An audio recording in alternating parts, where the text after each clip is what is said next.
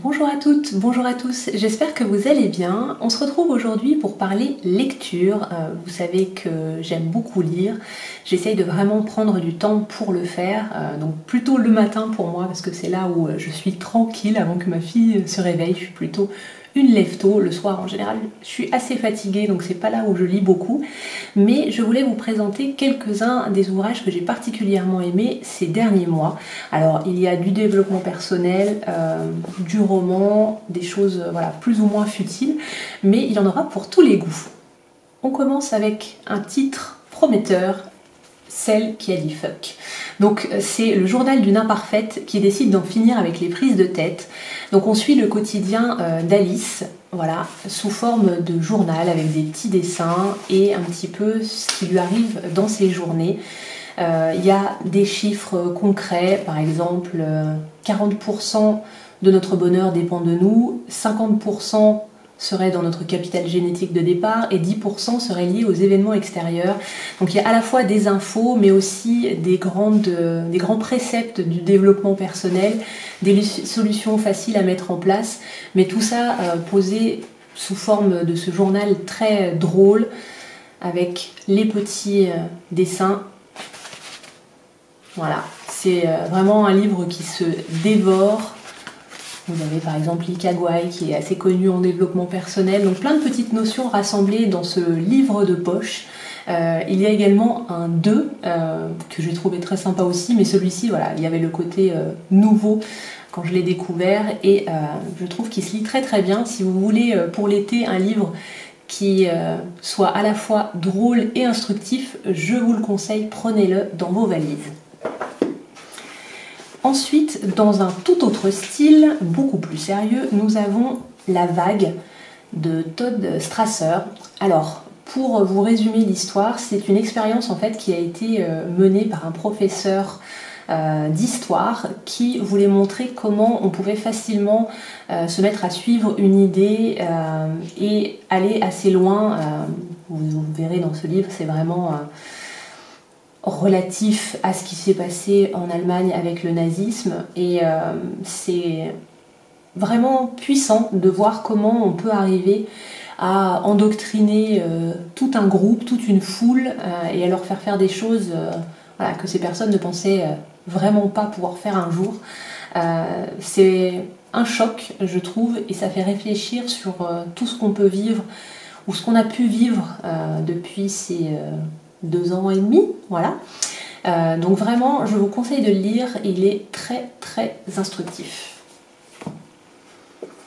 Ensuite, comme vous le savez, on est passé à l'instruction en famille, à l'IEF, avec notre fille.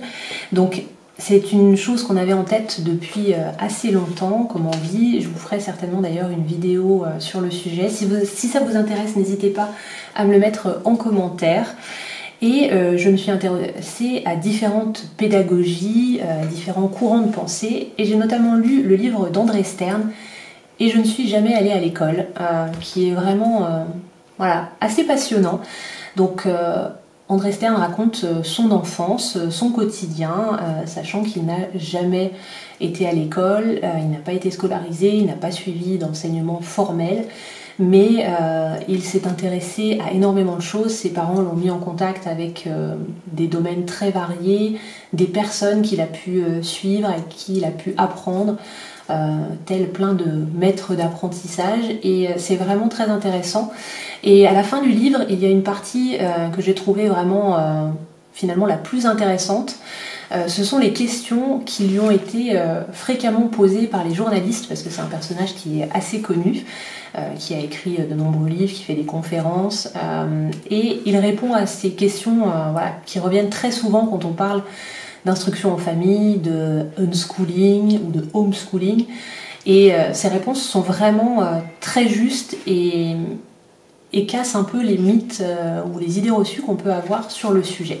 Donc si vous êtes intéressé par tout ce qui est éducation, parentalité, n'hésitez pas à jeter un coup d'œil à ce livre.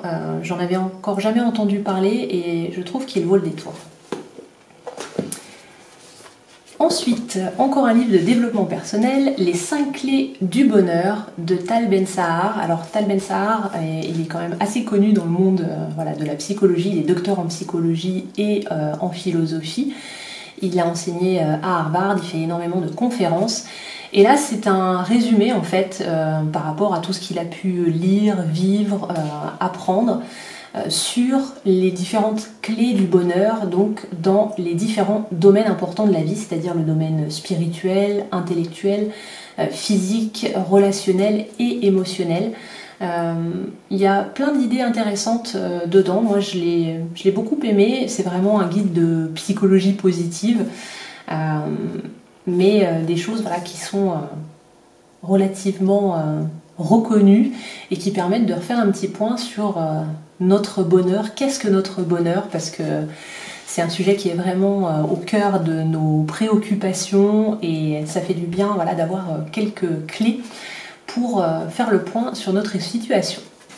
Ensuite, on va parler de cette pile de livres. Il s'agit d'une saga qui est très connue, mais je me suis rendu compte que je ne vous en avais pas parlé. J'ai fait un post sur Instagram sur le sujet il y a déjà longtemps, mais je ne l'avais pas détaillé en vidéo. Il s'agit de la saga des 7 sœurs de Lucinda Riley.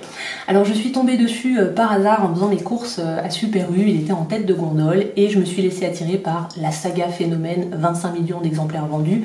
Je me suis dit il faut quand même que je me fasse un avis sur le sujet, c'est pas un gros investissement et j'ai adoré.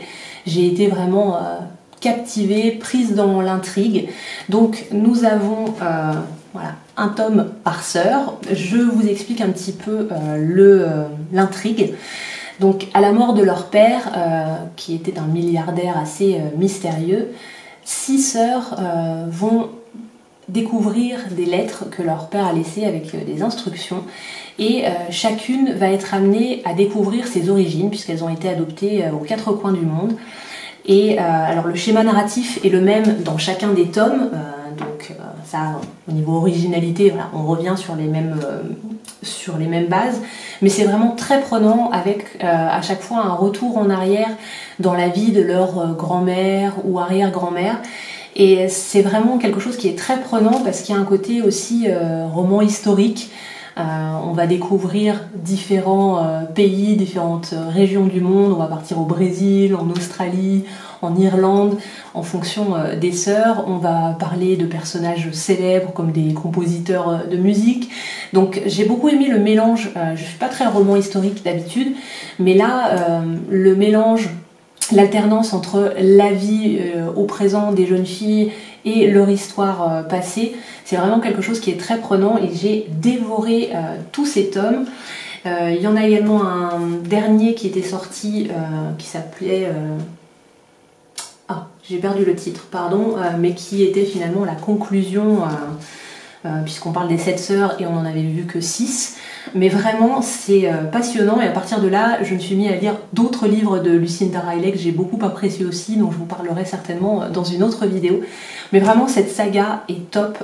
Si vous ne savez pas dans quoi vous lancer comme lecture et que vous avez envie d'un roman qui soit prenant et qui vous permette de vous évader, je vous conseille vraiment la saga des 7 sœurs. J'espère que cette vidéo vous a plu, que vous aurez trouvé des suggestions de lecture qui vous plairont pour l'été. Si vous avez des coups de cœur en ce moment au niveau lecture, que ce soit roman, développement personnel ou autre, n'hésitez pas à les partager en commentaire, c'est toujours un plaisir de vous lire et d'avoir de nouvelles idées pour mes listes de lecture. En attendant de vous retrouver pour une autre vidéo, je vous souhaite une excellente journée.